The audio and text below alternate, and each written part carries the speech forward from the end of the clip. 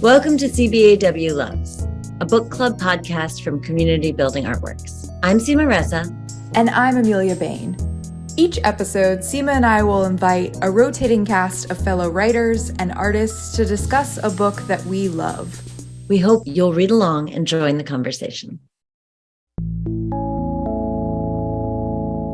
This is Seema Reza.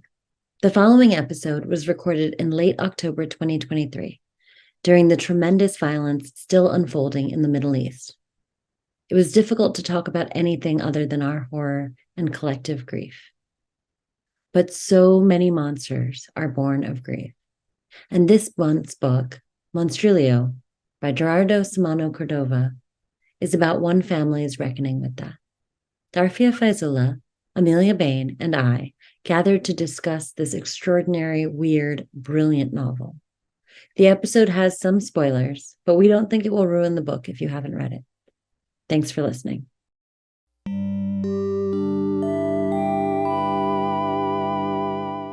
I read this book. I don't know, it was advertised on Bookshop and you have those book blackouts. It's like, gotta have it. And I ordered it. I sat with it here because it's a horror book and I don't have the guts often for horror and I've been sold as horror. And then I've just been pressing it into people's hands. And so I'm really excited to talk about it with you two weirdos and hear what you thought about it. How long did it take you to read it? I think I read it over a weekend and I just didn't want to interact with my family while I was reading it. Yeah, I think you warned me that I'm not going to want to do anything else. And there was a moment where I was with my child, but I was also with Monstrilio reading this book. And she's playing around me and I'm deep in it. And I couldn't put it down. And when I had to put it down, I would switch to the audiobook version. That's how committed to Monstrilio I was. I'm also committed to motherhood, but this is not a good example of that. I started out strong, and I was even live tweeting some of my reading experience to you, Seema, wait, did this just happen? I can't. But then I think life happened and it was busy enough that I just kind of put it away and out of my head. So I finished it just today.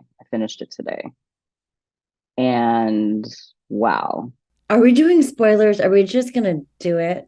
I think we put a spoiler warning in the show notes, and I think we go full on spoilers. I say why not? Because otherwise we're going to be talking around a lot of... That's so fair. I was just worrying about that. I was just how do you even talk about this book without giving away what happens? I mean, so much of it is just in the first chapters, though, right? We're off to the races pretty much from page 2, page 3. Here we go. Yeah, it's so bold. There's no concern about this might be off-putting. We want the reader to care about this character before we see her doing this a really wild taboo thing, which is her child dies and how old is he? 7?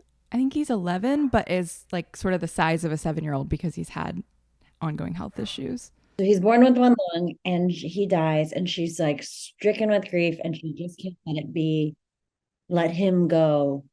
And so she cuts him open and takes a piece of his lung. And this is page 2, 3, something like that.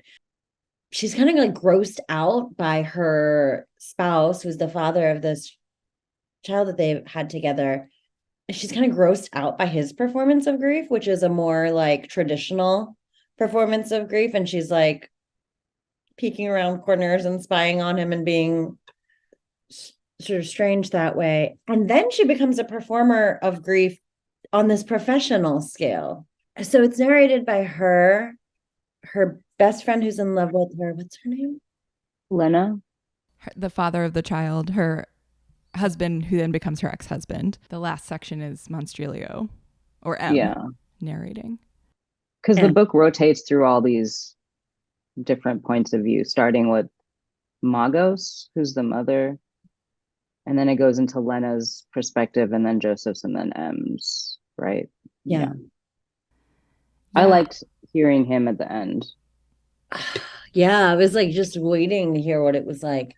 Me too. I wondered, like, one of the first things I thought when I finished reading it was, how would I have felt about that last section if the first section had been from Monstrilio's point of view? Because, like, I loved how it worked as the last section, but I wonder if it would have felt gimmicky if it was the first, but it felt so earned and real, and yeah, so interesting to end with his point of view. Should we recap the story? I feel like we're like talking about it from the middle. Yeah, I mean, you set it up pretty well, I think, already. It might also be important to know that M. Monstrilio is created because Magos, who's the mother, cuts out a piece of lung from her actual dead son's body. And here's a story about how one time, she knows this. It sounds like folklore, basically, or urban legend about a heart from a dead person growing into a man. So Magos, on a lark, I guess, decides to fill this jar that has her dead son's lung in it with chicken broth. And then in the morning, the chicken broth is gone because presumably the lung ate it, and then the lung grows into a creature boy named Monstrilio. Monstrilio is at first in the form of like kind of a blob with hair and an arm, tail, claw sort of thing, and fangs, importantly. And like really, as soon as the lung is ambulatory, it is hungry, like for living flesh. So she's trying to feed it meat, but it wants to eat the dog. It wants to eat her mother. But then that hunger, as Monstrilio eventually becomes, like, takes the form of a young man, is like paired with a hunger to like have companionship and date, but also tied up in those feelings is that original hunger for flesh, blood. I mean, I just kept thinking about how he is like a monster, right? Like he's got this sort of pull to do monstrous things, but because we were introduced to him by people who love him so much, like by the time we're with him, like I'm like, oh, am I rooting for this person who craves flesh? I am. Like I was, yeah. didn't want him to be caught, like all of those. Yeah.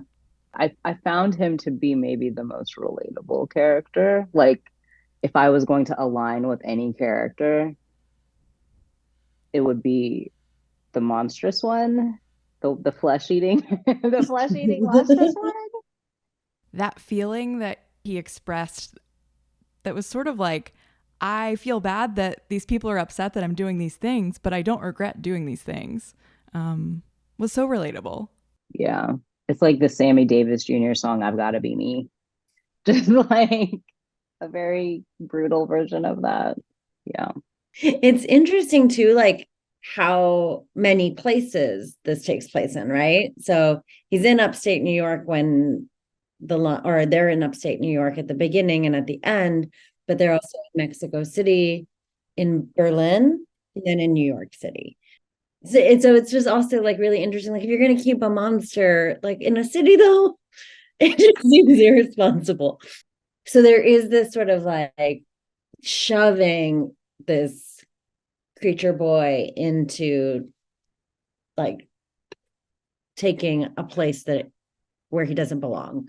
So Magos becomes a performance artist. Does this happen in Mexico or is this she goes to Berlin? I think she's become kind of a big name in Mexico City, gets an opportunity to go work in Berlin, and takes Monstrilio, or M, as they're calling him, along with her. Monstrilio kills a neighbor and eats a neighbor, and they have to flee. It's sort of like every time Monstrilio is like hanging out with the cat and not eating it, they're like, oh, he's doing great. This is great. Everything is great. And then when he does eventually eat the cat, which is like kind of his jam, they're like, oh boy. not again. Oh, Monstrilio. Oh, Monstrilio. Because they love him so genuinely unconditionally, right? Kind of. I think this is the thing that I grapple with, right? Like, this is unconditional love. Whatever he does, they will forgive him, they will cover it up, they will continue to love him, continue to protect him.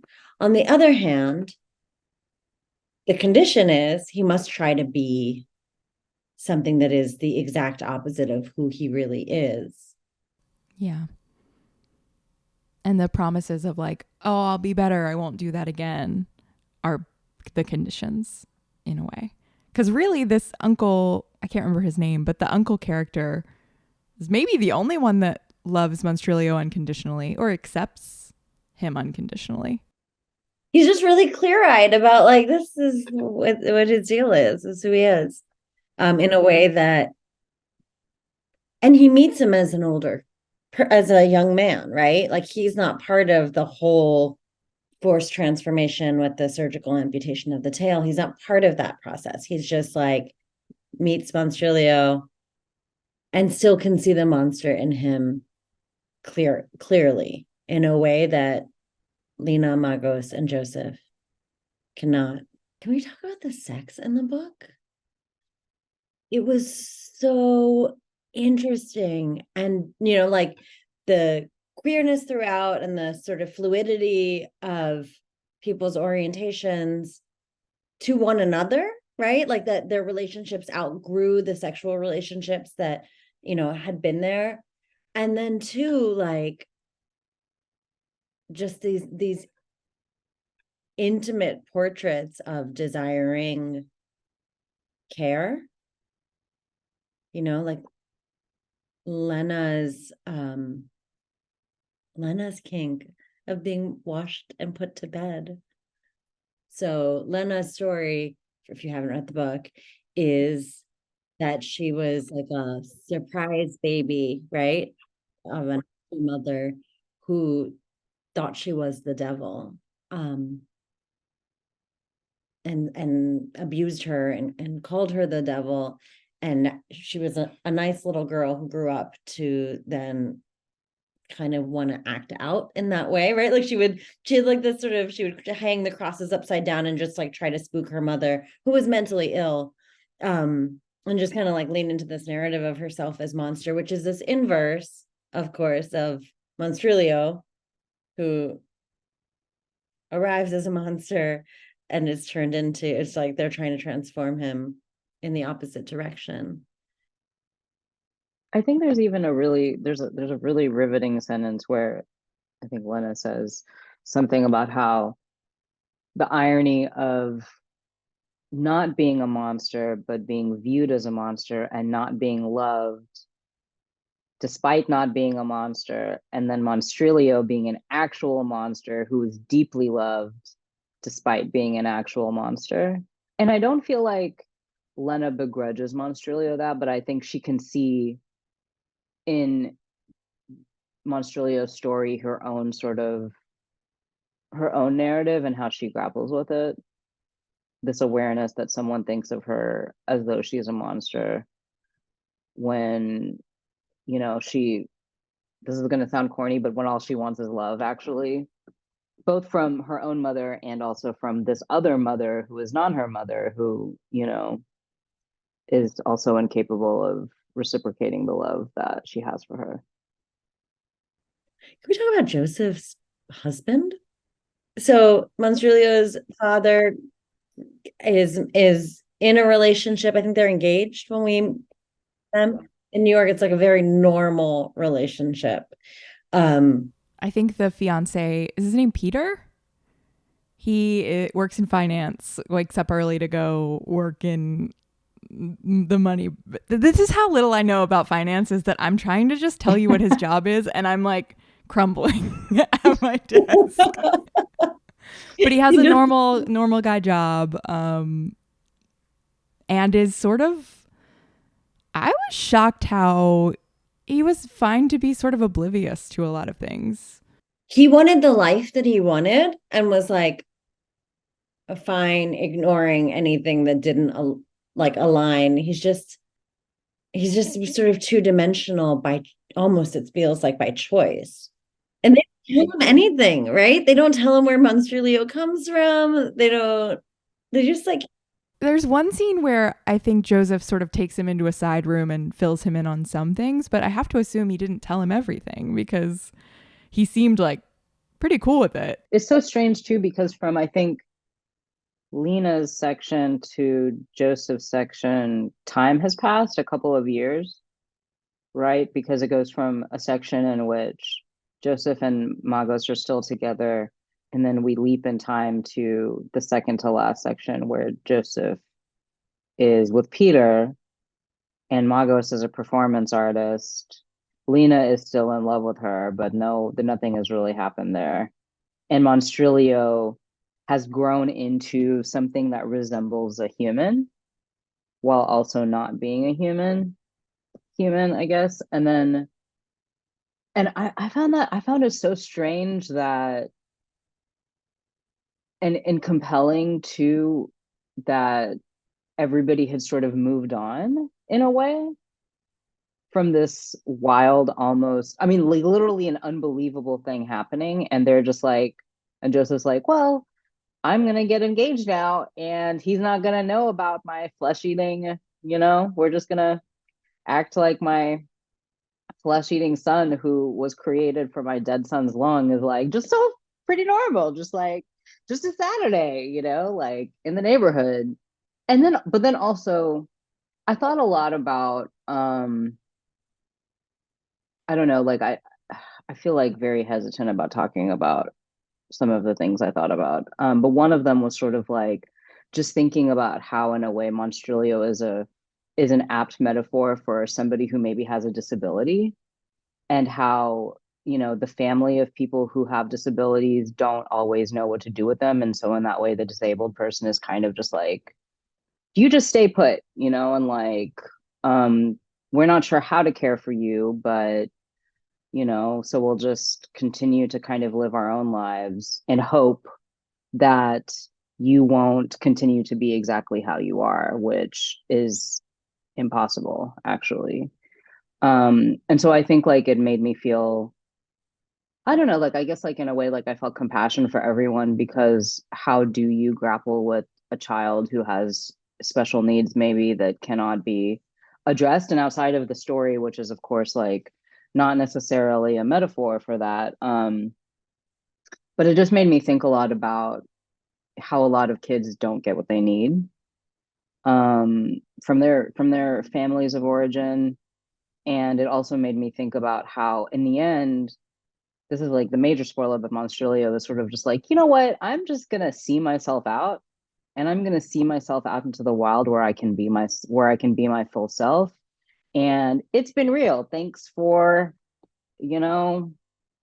getting me this far, I guess. I don't know. And I found the scenes where you're hearing Monstrilio grapple with his hunger incredibly poignant and moving, because I think that feels also very human to me in a way. Paradoxically, the least human character in the book is the one who I think I related to the most, because he, like, like who doesn't grapple with their hungers or their desires, and attempt to sort of like corral them, especially if those desires or that our natures are not approved of, or are at odds with the society we live in. So I thought all of that came up for me through these characters, while I also was sort of reading it in like this engrossed, like, this is so gory, and when's he gonna kill again kind of way. So I was fascinated by how it made me think about family structures in that way. I don't know if we've talked about this, but the way that Monstrilio is described before the amputation of that limb and after, like before he's like, there's joy and play, and he's like so different after, and that it's the justification for doing it is that his mother is like, I have a feeling that this is what he needs, instead of what does he actually need. So yeah, that's what your point brought up for me, Tarfia, that like they're never really worrying about like what is best for him. They're worried about what's best for him to be how best to treat him to make him be what they want him to be. Which is also kind of like, I mean, in a way, like queer coded as well, because also sort of like, it's not so nefarious as we don't love him the way he is. It's more like the way he is not going to be accepted by the society we live in, so we want to protect him. But then there's this line, I think, between, protecting your child and then flattening or suppressing them. And I mean, I think that line is like really successfully towed here, because like the parents are not villainous. They just seem altogether too, like they're sort of just like, what can you expect from them? It's not like one day you wake up just naturally good and being like a parent to a flesh-eating monster. But at the same time, I guess maybe that's part of what the book is sort of like, why it's so good, is because, that almost seems altogether too human too, is sort of like wanting to protect your child and then falling short. Yeah, because they don't like hate Monstrilio as he was. They're just afraid of what will happen to him and them if he stays that way, right? Like they want him to be this other thing. Yeah, I agree with that. It's more just sort of like, oh, Monstrilio, like, which is also sort of like, this is a family that's very comfortable with a certain level of blood and gore, which, shout out, much respect. Yeah, and they can put as the first priority their own, right? Like it doesn't matter that he's maybe going to kill someone else or everyone's pets or his own grandmother. It's She wants what she wants, and one by one Lena and Joseph get on board and are like, okay, yeah, which is which they grapple with. They're like, that's bad, it's bad, it's like, but they grapple with it the way, like, I'm like, oh, fossil fuels, they're just like unavoidable. Like, and that too is like a kind of parenting, right? To be like, oh, he's just so spirited. Yeah, the fondness seems clear, and that fondness is maybe both at odds with and sort of the perfect foundation for Monstrilio's loneliness, I guess, too, because like I think the way his flesh-eating tendencies become rewritten as, or sort of like explored as like kink. And it was so brilliant how even like on a dating app, it's like, I like to bite, and people are like, ooh, yeah, like I'm into being bitten, but they don't know it's by like a flesh-eating monster. Someone's like, how hard do you bite? And he says like, I will eat you or something like that. And they're like, sounds great, I can host. Like, yeah, it is such an interesting tie. He's like a very and I guess in that way he's sort of like if this was a show, I would totally watch this show, like The Adventures of Monstrilio.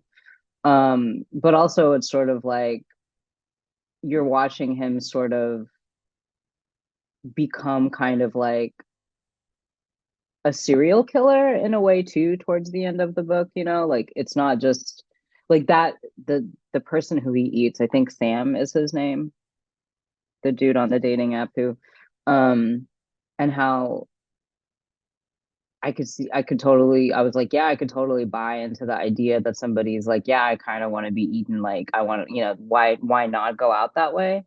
But the part that was really kind of horrifying and also brought up a lot of like, I don't know, like tender feelings for Australia, and also just like sadness for the victims, I guess, is that moment where Monstrilio is like thinking about how after Sam told him to stop, he couldn't and he wouldn't. And just how, I don't know. Yeah. I think like that was a really moving moment to hear Monstrilio realize that he could not stop himself. Even if he might want to stop himself, he couldn't. Yeah, that was sort of the turning point. He was like, if I try hard enough, if I try hard enough, if I try hard enough. And then he was like, no, that's not the Yeah. thing. That's who I And am.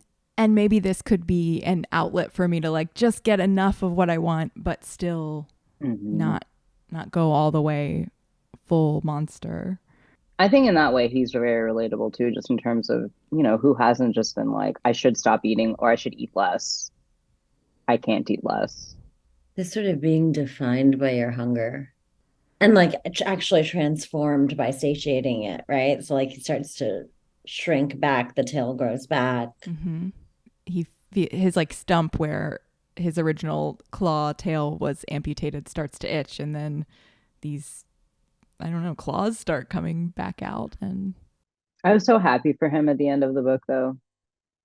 Like I just was so happy that he got to be free in a way, and then also, but I think the book does a lot with sort of just mixed emotions in general. There's never a very easy or soft landing place emotionally. It's always sort of textured and layered with any kind of happiness or sort of like softening. Also, you never get to forget grief, which I guess is maybe to go back to the beginning of the book where it's a couple grieving the death of their young son. That never, and what you said at the very beginning, Seema, about sort of the monsters that can be grown out of grief, I mean, that never goes away. And I guess that's kind of an apt metaphor for grief in that way too, because grief can certainly change form. You can like, reroute it or reapply your energy, but it never completely goes away. And it's once Magos does this performance and he sees himself as a monster grown of grief, which he hadn't before. He was always sort of confused about whether he was Santiago or whether he was M. And then he has this moment of clarity. And this begins his like, all right, I'm fucking eating people, right? Like that's it. I'm doing it. And it's when she begins to let go of him. She has this big show. She's crying on stage with Santiago's pajamas. And like it's sort of this pinnacle of her career born of the performance of grief. So that by the time at the end he's released, it doesn't seem, she's not begging him to stay quite, right? Like the grief has done its work and she's ready to let it go too. All of them seem to be. yeah, it's interesting too that he leaves them at the place where she cut out the original piece of the lung. They're back at the house where their son passed away, because it's like this horrific distraction of many years and this monster, and then to come back and kind of have to face the loss. Yeah, like where they should have released Santiago in the first place Right. is Monstrilio leaves. In that way, I guess Lena, to go back to her, she feels almost a little bit like Monstrilio's sister or something, like a kind of, they have a relationship in which he's able to sort of, it seems like he feels understood or at least seen by Lena. Because especially to go back to the tail arm thing that starts to grow out of that stump again, like he knows that she's the only one who advocated for keeping that part of him, and that for her to continue on talking about grief, for her the grief was in seeing her grieving friends not be accepting of this very violent feature of their, it's so funny how language keeps breaking down for me as I keep trying to say things like their son or their child, because Monstrilio ends up not being their child really while being their child. And there's something very interesting happening there on the language level with that, just the way that I think language breaks down when it comes to grief too. And I keep finding myself stumbling over how to talk about the relationships these folks have with each other. Some of the relationships are clear, like Magos and Joseph obviously were the couple, but the other relationships, and this was also something I thought was really fascinating about the book, was just the kinds of intimacy that develop between these characters that are sort of a little bit unpredictable, and some of them feel familial, but some of them really feel sort of like these are all people who are thrown together in a way. And maybe that's what family is too, is sort of like people who are thrown together who sort of have to grapple with how, each other are. But in that way, there's a kind of uber intimacy there, I guess. I mean, even to the extent where they're trying to sort of cover up Monstrilio's. At some point, it's sort of like, oh, these are people covering up murders now, because that's how you have to classify. Even though for Monstrilio, it's really just feeding, right? Like, and the kind of like tension of that, like, but we have to experience it, I guess, like socially or legally as murders? Question mark. Well, it's interesting too, because like the police in Berlin didn't classify it as a murder. They were like, it was some sort of animal. This is like the bite of an animal. And then also the hair found at the crime scene in New York was identified as like an unknown animal hair. So it is like, as the reader, understand it as murder, but like it's not really legally a murder, at least like as it's investigated. But it sort of points us back to like they are trying to tame a wild thing. And that's where the flaw is, right? Like that's what the problem is. And that brings us back to Seema, something you mentioned, which is that they're in cities and very well-known cities. It's not like they're, I mean, this is a book of fantasy in a lot of ways, but the recognizability of the locations, I think, and was also part of it because, I mean, I think, in those big cities, there are monsters, not fabled monsters, but, there are real violent criminals in a lot of those cities, right? So, but Monstrilio is so not that. In a way, also, I don't know, I'm struggling with that, but I loved how it was in recognizable cities and how it kind of makes the city that you live in. I mean, I live in Dallas, and you live in DC, Seema. It's like pretty. Amelia, are you in DC too? I'm in New York, and so there were a couple. Yeah. I'm in Brooklyn actually, so there were a couple scenes where I was like, I know exactly where that is. I know where you're going. Yeah, I love that kind of noir feeling that it gave the book, and then also it makes the city that you live in feel kind of like unsafe in a thrilling way, maybe, or in an, I don't know how to, in an exciting kind of like, is that a person or a monster? I don't know. Yeah. Am I a person or a monster? I don't know. Yeah. Right. Yeah, I like really wanted to bite my family members after which I always kind of do. Why is this like the least surprising revelation to hear from you, actually? I think the character who I would love to hear, I know Tarfia said she would watch a show, The Adventures of Monstrilio. But I think I just want to hang out with Lena. Like, I just want to know. Yeah, that's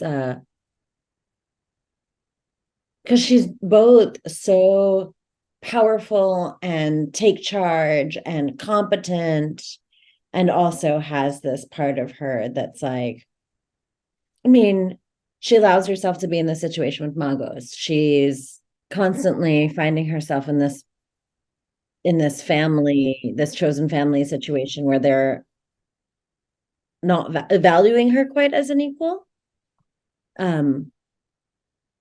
Yeah, I found her to be a really interesting character, an interesting example of a woman who is both supremely professionally capable and allows herself to be hurt in all these ways. Anytime Lena was there, I found myself feeling so reassured or something, or heartened. Like, she seemed like one of the few grown-ups in the room, in this kind of proverbial room of the characters of the book. I think for that reason, because she's sort of like, she's grappled with her trauma. She has outlets for it. You know what I mean? Like, she knows who she is, and she knows her feelings, and she knows the reality and context of those feelings. Like, she knows that Magos isn't gonna, it seems like she knows that Magos isn't gonna give her any reciprocity, but it doesn't change her loving her, which I found very moving. Yeah, I think she was the most interesting character for me too. Especially, she's like this woman of science who takes this monster into a hospital to like do scans to see like, all right, if I'm gonna like for the woman I'm in love with, amputate this part of a monster. I'm going to do it right. I respected that. Like, I'm not going to hurt him more than I have to hurt him. I'm not going to like risk killing him to do this thing. That was so cool. I thought that was so cool of her. I think that was the other thing that was successful about the book is that I really was rooting for everybody in one way or another. And I felt very fond of everybody, even the characters that exasperated me. Like Magos, I was like rooting for her, even though she really made me mad throughout the entire book. Mostly because she seemed not despicable, just self-centered in a way that seemed, you know, yeah, just self-centered. But I couldn't begrudge her it, knowing what we know about her too. Because I think that that's the other thing. I think that grief does make you self-centered. Yeah. Well, grief can be your whole personality. It can be your whole the thing that you're swimming in if you allow it to be, slash, I don't even know if it's a choice. I've been there where it's just like no one can tell you anything because it's like the grief has got you filled up to here. I also found her mother to be a great character. Magos's mother. Me too. And her dynamic with Jackie, who like, are they a couple? What's going on here? Yeah, she was a stone cold bitch in a way that I really love. I mean, I love bitches. Like, I will just be the first to, like, big fan of bitches, you know? And I felt like she was like a very satisfying, like,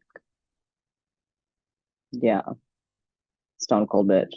Yeah, because I kept thinking like, okay, some of the way that Magos is from this horrible thing that happened and the grief sprung from that, but also like she was probably this person her whole life. And so this mom has been this person's mom, that child's whole life. And so like the moments when she was like giving her a hard time or like kind of calling her out and being a stone cold bitch, I don't know. I sort of was like, I know why you're treating your kid this way. And it's, yeah. Also, an interesting thing about the moving through like socioeconomic class levels, right? So, like, the house is crumbling there. Joseph's family also had been very, very affluent and then was now sort of less so. And so, there's like a lot of pomp and circumstance around poise in this family that is sort of passed down. And then they have a literal monster as the next generation. And yeah, I thought that was a really interesting, just like it was sort of running through it, right? It wasn't the main thing, but it was, a fact of their lives was this combination of like pride over pridefulness and desire to shake it off, to be different, to be artists and be who they really were. I think I liked Uncle Luke, Joseph's. Is it Joseph's uncle? Mm-hmm. Is that who Uncle Joseph's Luke great is? uncle? Yeah. Okay. Yeah, I guess like it felt like there was like a complete, package, I guess, in terms of you have these two. You have uh Magos's mom and then also Uncle Luke, who is kind of this like grandfather avuncular figure in Monstrilio's life. And again, like I felt so heartened that he was there, mostly because I feel like Monstrilio was less alone. There was something about the dynamic with his parents where I felt like Monstrilio felt alone with his parents, appreciative of them maybe, but like lonely with them. But that he didn't feel quite as lonely with Uncle Luke in the picture. And some of that seems to be that also seems to be what happens, like the grandparents or that kind of generation somehow can connect with the younger generation, but that the middle generation somehow can't traverse those distances in a way that is kind of interesting. And yeah, anytime Monstrilio was not alone, like I felt this kind of relief, or like alone in a particular way. I don't know if that makes sense. It does. I mean, I think that idea of not, I mean, he was just responsible for everyone else's grief. But Uncle Luke just took him as he was. And that, I think, was a big part of having to stand in for both himself and Santiago at once all the time. And the strain of that. Yeah. And I don't think we've talked about this, but there is an element that Monstrilio seems to have Santiago's memories, or some of his memories. Like, he's aware of certain memories and likes and dislikes of this child that he was made from. So he is, I mean, there probably is some confusion even in Monstrilio of like, am I this person? Am I not this person?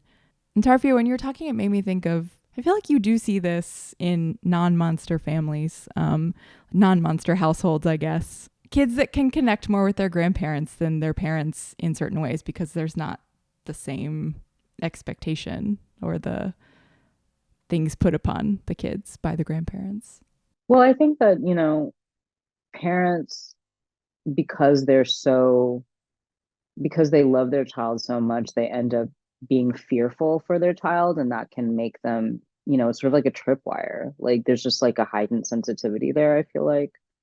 So it was nice to see spaces in which he could just kind of have a beat, without his parents' fears and desires for him as active or at play.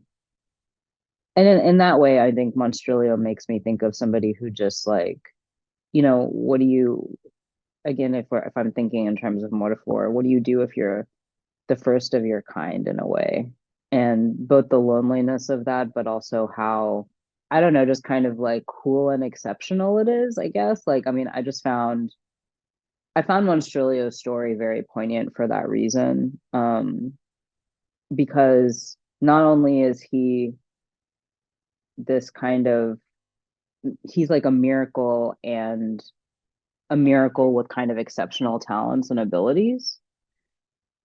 Even though obviously there's a fine line between miracle and monster, but maybe that's also one of the points of the book, is kind of playing with that line and how we experience monstrosity versus what we would think of as miraculous.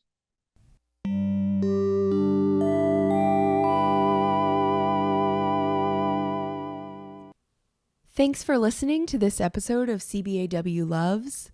Special thanks to Tarfia Faizullah for joining us for the discussion. As always, if you have thoughts about the book, you can email us at cbawloves@gmail.com. We did have a listener write in about Monstrilio. They wrote, "Thank you for reading Monstrilio this month. So many thoughts on this one. It's an amazing novel delving into both grief and identity. We see the different paths each character takes in dealing with their grief, what can grow from grief, and finally, acceptance.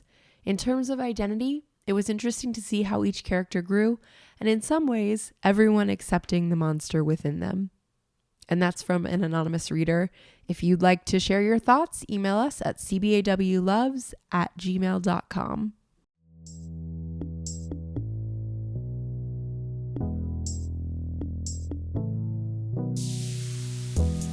CBAW Loves is a community building artworks podcast produced by Amelia Bain with music by Rose Blakelock. CBAW is committed to mission belonging, reconnecting veterans with their communities. For more information, visit our website, www.cbaw.org.